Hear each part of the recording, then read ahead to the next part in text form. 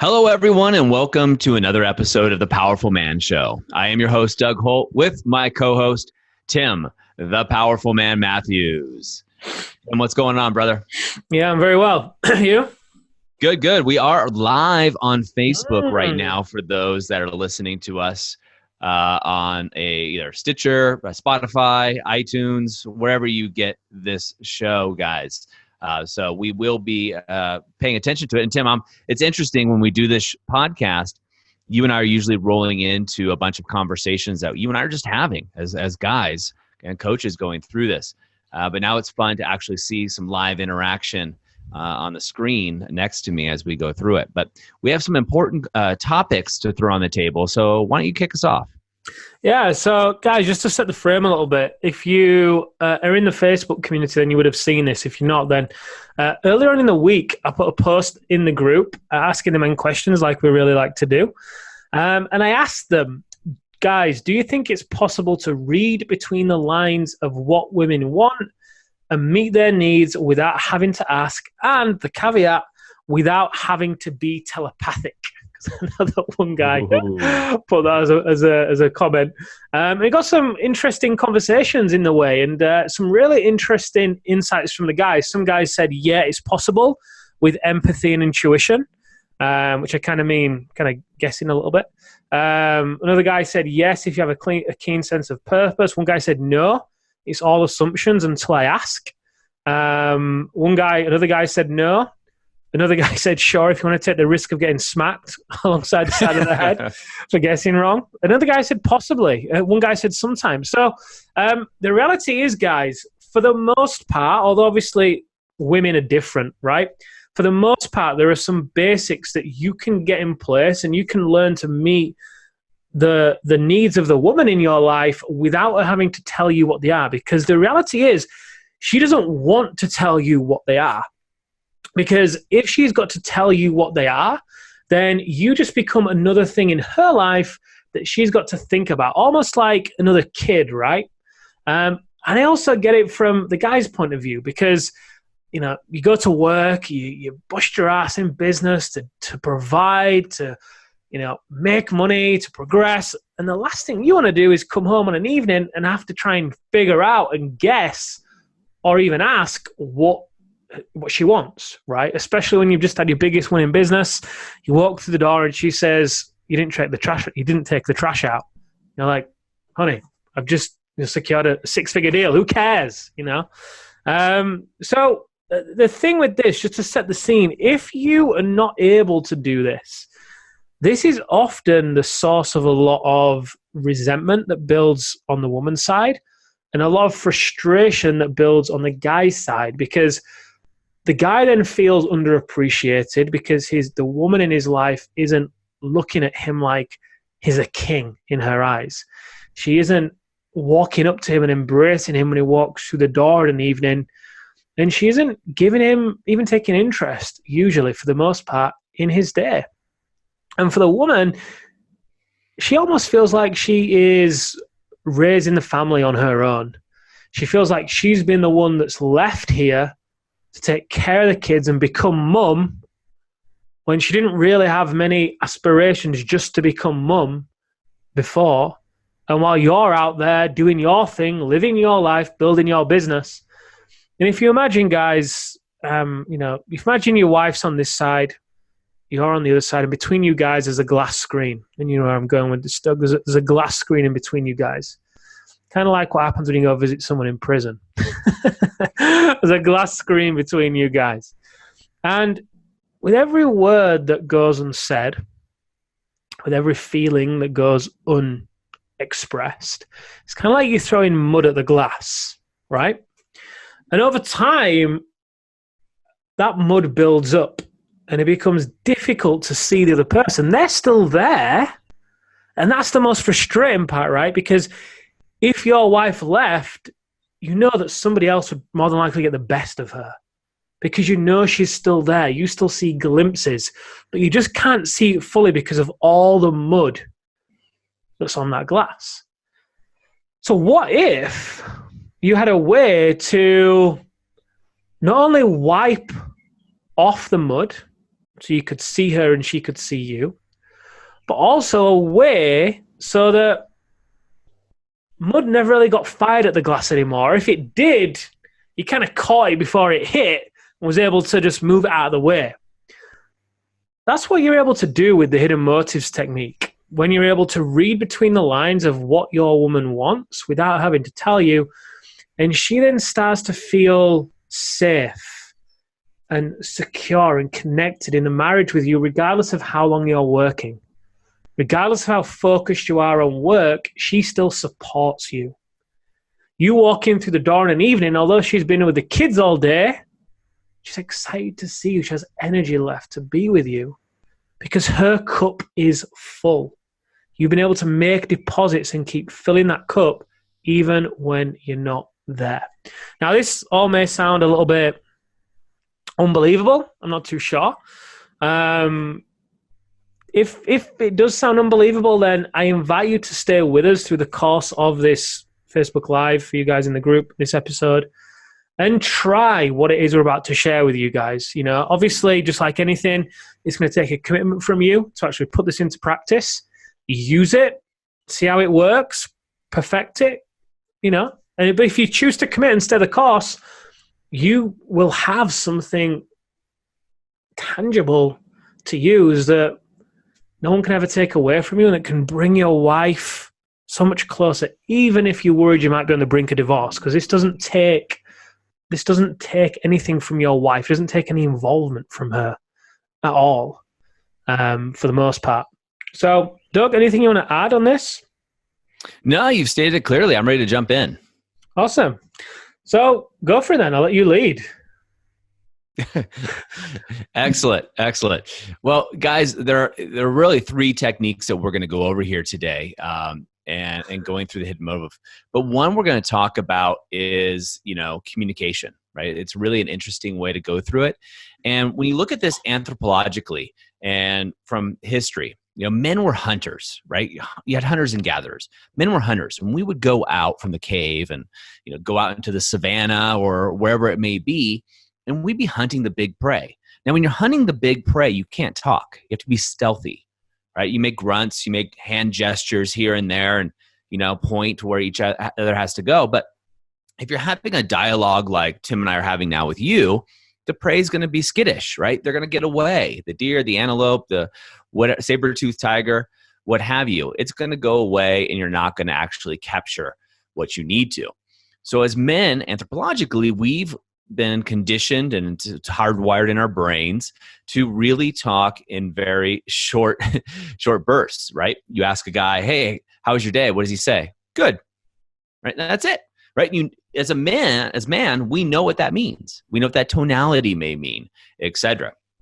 Now, women, they're different. We all know this. And anybody that thinks that men or women are exactly the same, not equal, but exactly the same, I think you need to check history. You also need to look at the animal kingdom, where we look at the male and female of a species and we say, hey, these are distinctly different, right? But for some reason, for humans, we haven't. Now, the women, right? The women are going to go out and gather while the men are hunting. Now, for a woman to go out and gather, she's going to go with other women, right? They're going to go together. And it's really important for them to constantly communicate, because if they're going to go pick, let's just say, berries, right? Well, when do they go? They need to know what season the berries are in. They also need to know and talk to each other about, where are the berries located? Are the berries located by the river? No. Go get the berries by the tree, but not the tree, the evergreen tree, but the tree with the small leaves that's next to the bush, that's right next to the river and the big rock, right? Very descriptive.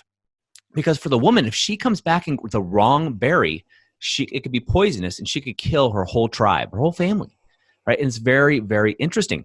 Also, when the woman is out there, men are physically just stronger by nature, bell-shaped curve, but men are stronger. So women go out there, they have to always be in communication, right? They're talking because they want to be aware of that saber-toothed tiger that's out there, but also communicating to each other, right, what's going on and making sure each other is safe. Now, if you don't believe me, right, again, use that analogy. Go out, ask a guy, hey, how was your day? You'll get, maybe a few words here and there. But if you ask a woman, hey, how was your day? She's going to give you a breakdown, right? Whoa, well, today was so interesting because Janine, you know how Janine is. Janine's married to Jake. Well, Jake, Jake's a plumber. He works with Rick. And Rick's a really interesting guy too. And, when he goes out there, he works at Sears. But then Janine, will go through and she was really ratty about this. But then I stopped by, I got a coffee, but not the hot coffee. I got one of those cold coffees with espresso. She'll go on and on before she comes back to the point of what her day was like, right? This is what's called a meadow, right? Giving a meadow description. And so at the end of the day, she's gathered all of these berries, right? All of her whole day. And this is a heavy, heavy basket for her, right? And she comes back home to you, the man, right? And then what she needs to do is unload that basket, unload those berries, unload her day, right? Download it onto you, the man. Now, as a strong man, what your job is, should you choose it, is to collect those berries, right? Just let her dump that basket into yours. She's not looking for you to solve the problem. She's just looking to unload those berries, unload all that she's gathered through the day. Because if she doesn't, that provides stress for her, right? That provides anxiety for her, right? She's got to unload it so she can be in her femininity. She can be in her day. Now, as guys, what do? Tim comes to me and says, Doug, this happened to me today. Well, if he's telling me what's happening, what's registering for me is Tim needs my advice, right? Tim needs to hear what he should do next and just gather some information. It's different for women, right? If they're telling you something, they're not looking for advice unless they specifically ask for it, right? They're just unloading. So if you listen to two women talk, they'll talk about all kinds of problems that are going on, but they just say, and they just let the other woman unload their basket into it. So it's a very different segment. And this is the first part of what we're looking at here. Mm-hmm. I love what you said about the berries, collecting all the berries. Another way to look at this, guys, is imagine that as the day goes by, the woman in your life starts with a cup that's empty. And with everything that happens, the cup gets a little bit more, things are poured into the cup with every interaction, right? And by the end of the day, by the time you get home, the cup is almost full, right? And if you then want to make space in that cup for you, so you can connect with her, so she can even have the headspace to think about having sex or to think about being intimate, you've got to provide a space where she can empty that cup, right? That doesn't mean you've got to take on all the problems. That, like Doug says, that doesn't mean you've got to solve the problems. You just want that cup to become empty, right? And, whether you empty the cup through listening, like Doug was saying, which is definitely part of it, whether you empty the cup by taking charge and saying, hey, you, go put your feet up, I'm going to cook dinner tonight. And so you don't have to think about it. I'm going to put the kids to bed tonight. Do you know what? Go and stay with your mother tonight, like one of the guys in the Brotherhood did yesterday. Said, look, you just need some time on your own. They're in quarantine, like two girls. He's working on his business. He's busy. He said, look, I just sent my wife to go be with her sister and her mother tonight because she needed the space, right? So she then goes there. She's then around other women. A cup gets emptied. She comes back to him the following day feeling rejuvenated and refreshed, right? So whether you empty that cup by just talking, like Doug was saying, and holding that space without looking to solve a problem, or you do it through saying, taking the lead in some way. Both of these are leadership, by the way, but taking the lead in some way, your role, if you want the woman in your life, your wife, partner, to have space for you, you've got to create that space for her. It's the first step. Awesome. So again, guys, you guys in the community, if things are coming up for you guys, I know some of you guys are writing some things down. Just continue to do that. We'll get to those questions at the end. Now, once you've done this and you've created the space, although the second step, guys, is something you can also do to create the space as well. But there's another step to this that is really effective. Doug, do you want to dive into that one? Sure, absolutely. So this really goes on to effective communication, but especially an intimate relationship, right? You can apply this, guys, to business, but specifically we're going to talk about your wife and your spouse coming through here, whether you're married or not, right? And that is really kind of making sure she feels heard, seen and heard, right? They always say that for a woman, a feminine woman, and all women, most 99% are going to be feminine when they're with a masculine male, right? And that doesn't mean you're a wimp or what have you. It just means somebody in the role has to take on that masculine dominant energy. Now, let's just say it's you. For example, she needs to feel seen, heard, and desired, right? Seen, heard, and desired. Okay, well, how do you do that, right? And the way you do that through communication is validation and really look at empathy. So, for example, she could come home and say, or you can come home from work, right? I'll use an example that happens with me. We've chosen that my wife takes care of the kids and I work, right? A little bit more of a traditional relationship in that sense. So I may come home and she may say, oh gosh, the kids are going crazy and this is happening. Now, the old me, you might have said something like, oh geez, I get it. My day was crazy too. I had this happen, contracts, I had a negotiation fell through. She's not going to feel seen or heard there, right? So let's switch this around. Same scenario, and we'll use Doug 2.0 using the methodology we're teaching you now. I come home from work. She says, the kids are crazy. I can just say, oh man, I'd imagine that would be frustrating and it'd be really draining, right? What I'm doing is I'm getting into her world. I'm not fixing it. I'm just validating what she's telling me. And then I'm empathizing with her, right? This allows her, as Tim was saying, to empty her cup. And that's allowing space. Now, I can do it much quicker and just saying to her, wow, that's really crazy. I can imagine that being really tiring and really frustrating going through that. I stop there and I may even say, what else? Right? Now I'm giving her permission to talk more and share more. And then she's like, then my mother called and, my mom's just not feeling well. I go, oh man, that's horrible. I hope she's okay. I'd imagine that puts a lot more anxiety on you, especially with the kids going crazy around the house. Now she's just relaxed and it's almost like she becomes putty, right? She becomes putty in my hands. And then I lead from that point, guys. I lead from that area of validation. It allows her to feel safe, comfortable, allows her to feel seen by me, her man, heard by her man, and desired because I'm giving her my time. Not once do I go in there and try to fix it. Not once do I go, say, oh, I got the greatest doctor. We need to get your mom to that. No, it's not what she's looking for. I can do that later if I want to. But at this point, I'm just really validating what's going on for her in her world. And I'm not trying to dominate with what's going on in my world, right? A lot of us do that. I certainly did, Tim, when I used to go through and just to be relatable, right? And say, geez, well, I totally get what you're saying because guess what happened to me today, right? That's not relatable. That's really putting myself first, so to speak, in the conversation. I used to think that was a great communication skill. Now, what a lot of guys are taught in therapy, and this is not the right way to do it, by the way, they're taught to say, okay, so what I'm hearing you say is that you had a rough day because the kids were going crazy. Is that right? Mm-hmm. Okay. And they just repeat back. That's a drone, right? That's not connection. The women in your life don't want that. And Tim, you're laughing because I know you've done this too. I've done this in my life. Oh, yeah, sure. I used to do this all the time. It's what they used to call effective communication, and therapists will teach this to you. That's not, I can tell you right now from experience, that does not work.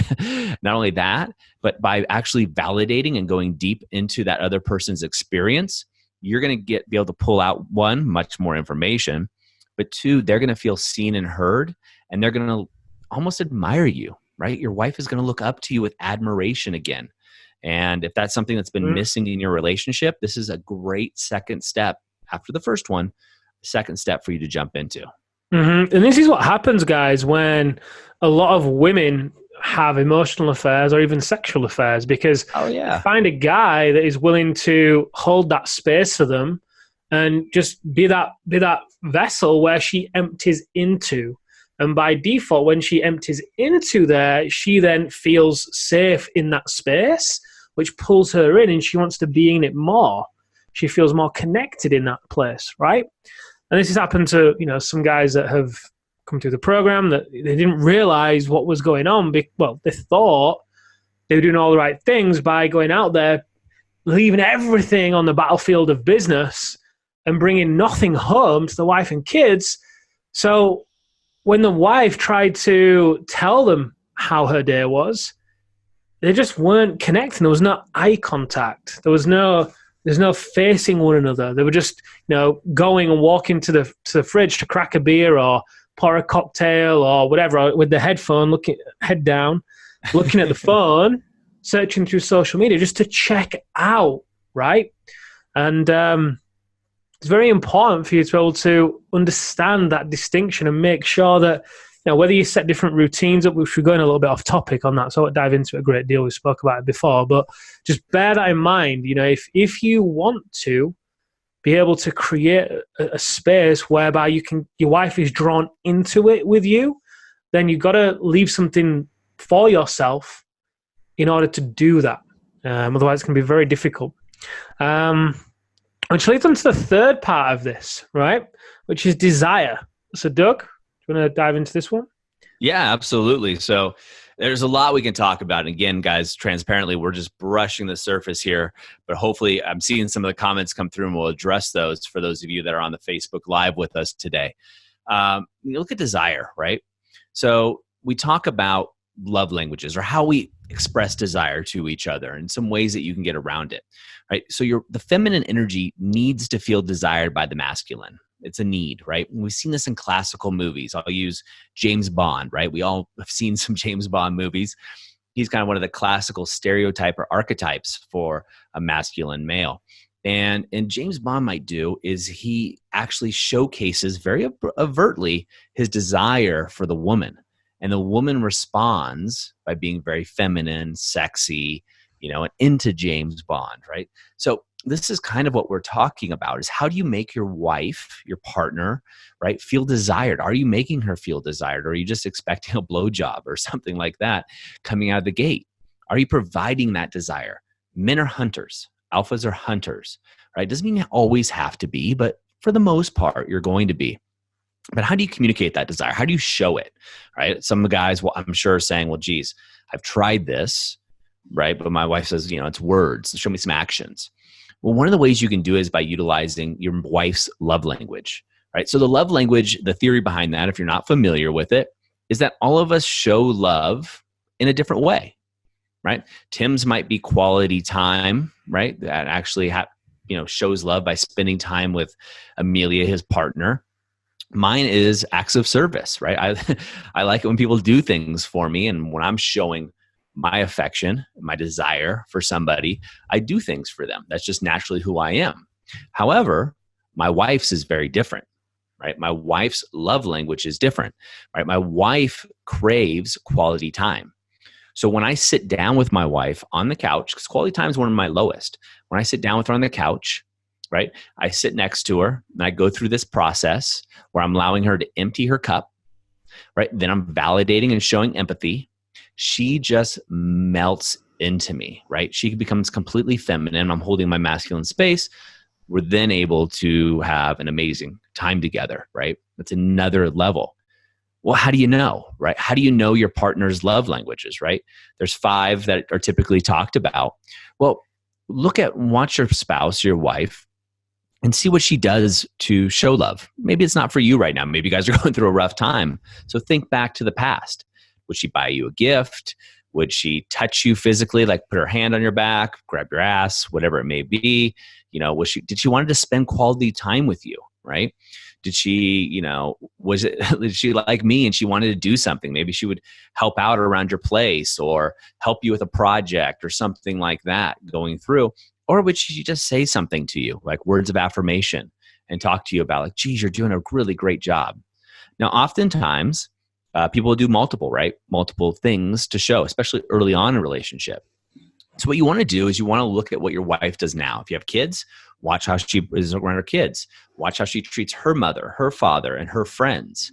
Right? Is she spending a lot of time with them? Is she desiring to be in their physical presence? Or during holidays or for random reasons, is she always buying them gifts?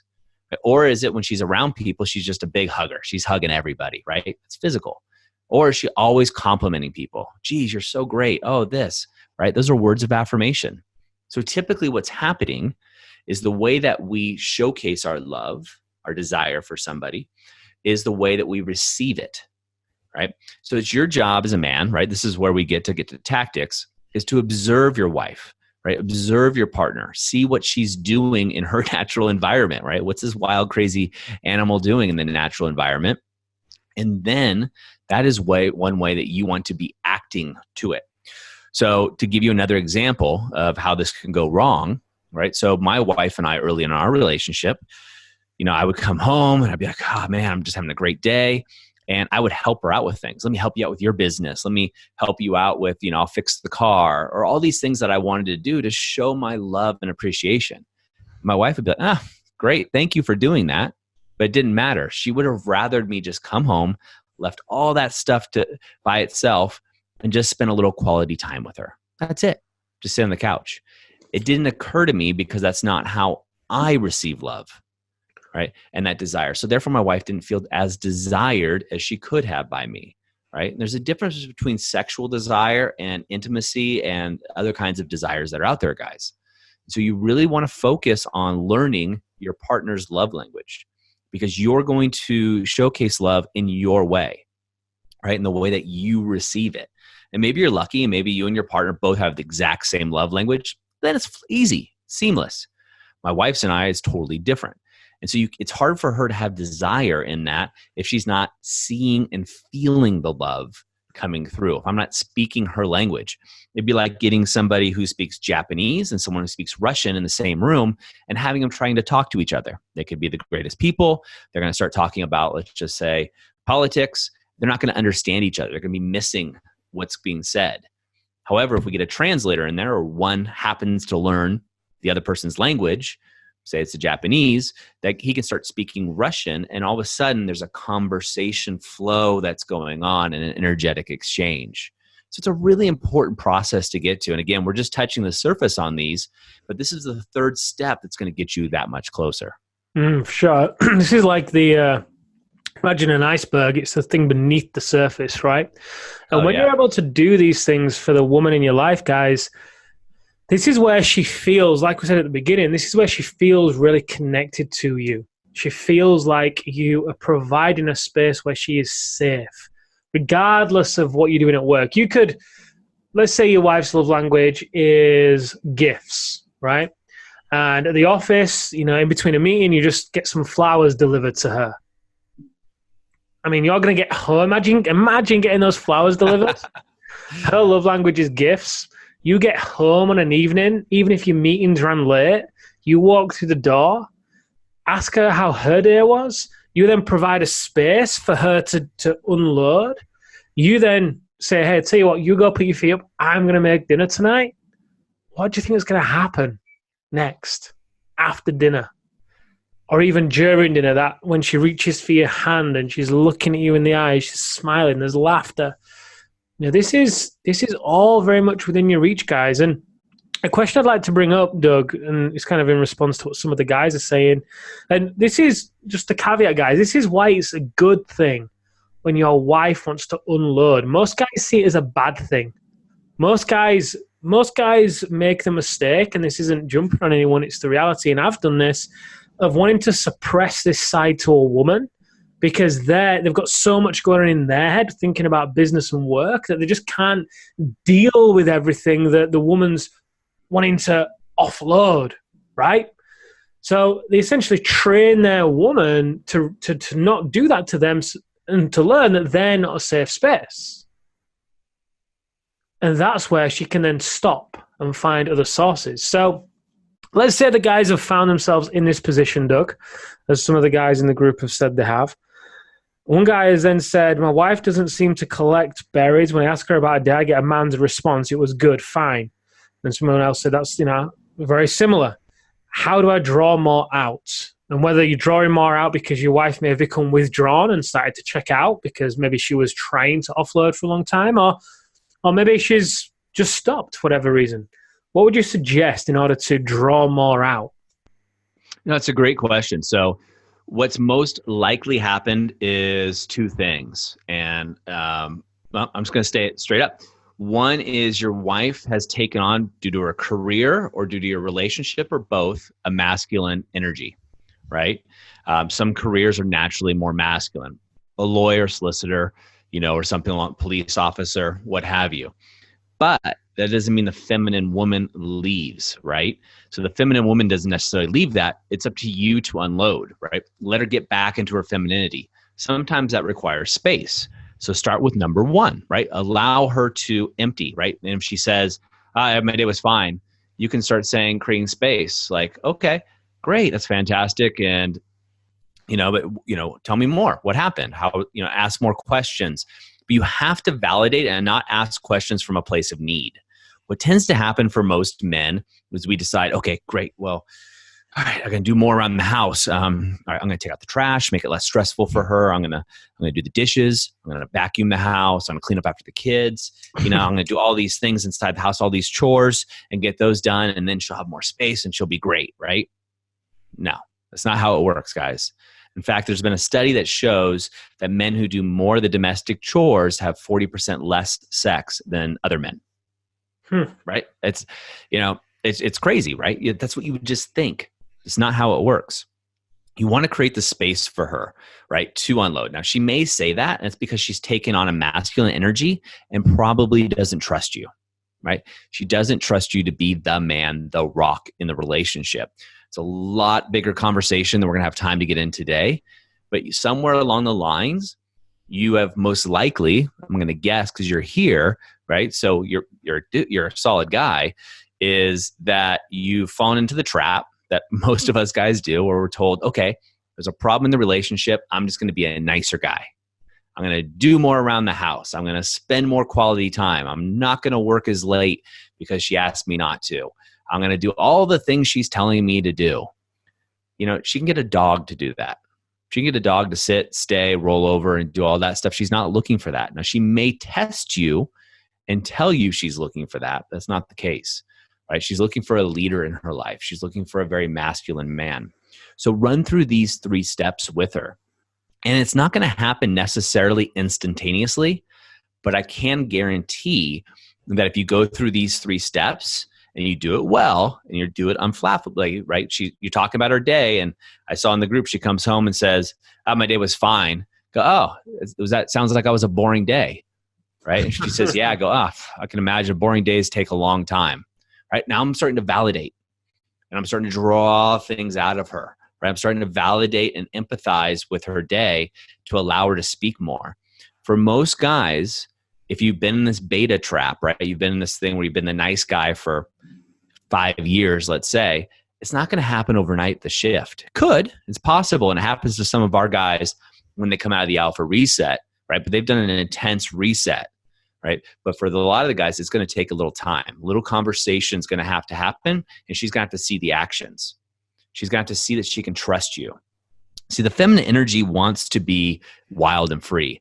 She needs to know that if she falls, you can catch her. Not that you fall with her. She doesn't need you to go, oh, my day is so bad too. Let's both fall down, right? So to speak. No, she needs a strong man who's not gonna change. So she'll come and test you. And hey, my day is fine. Oh, okay. Just walk, fine, that's it. Just stand there in that storm and hold your strength. If you start to crumble, that's when you're going to lose. And if she has taken on more of a masculine role, and we're talking about these 3 areas of unloading and validating and love languages, and one of her love languages may be gifts, then send her away to a spa. Go get her nails done. Go have a massage or whatever it is to get back into her body as well. It's very easily done. But like you, Doug, said, if you have been in the beta trap and you've become a nice guy, just switching all of a sudden to become an alpha is probably gonna it's more than likely not gonna have a great response, because she'll be like, who the hell is this guy, right? And you may be an alpha in business, but if you're a beta at home, because you just walk through the door and you don't have any presence because you're exhausted, and she has to rise and make decisions and lead the family and do all the other things around the house, then although business is where you lead, the home is where you're submissive, and you've got to get more involved in that position. You can meet the needs using the hidden motives. So Doug, let's anything just to summarize them for the guys listening to the podcast, and we can dive into some of these questions in the group. There's so much more we can go into, and we do, Tim, in our other training, but guys, you follow this 3-step process. Write down an index card, read it before you go talk to your wife or your spouse, and follow this process. You're going to see dramatic changes in your world. And this is just scratching the surface, as we said. This is just the beginning for you to go through. But work the process. And if you stumble at first, that's okay. Look, first time you rode a bike, you probably fell off a number of times. The difference is you got back up, right? So do the same thing here. If you stumble, don't worry about it, right? Get back up and try again. This is your shot at it. I love it.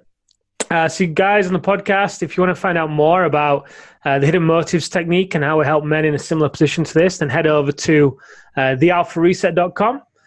Doug, thank you for sharing your wisdom and your wisdom and insights. And until next time, guys, thanks for stopping by.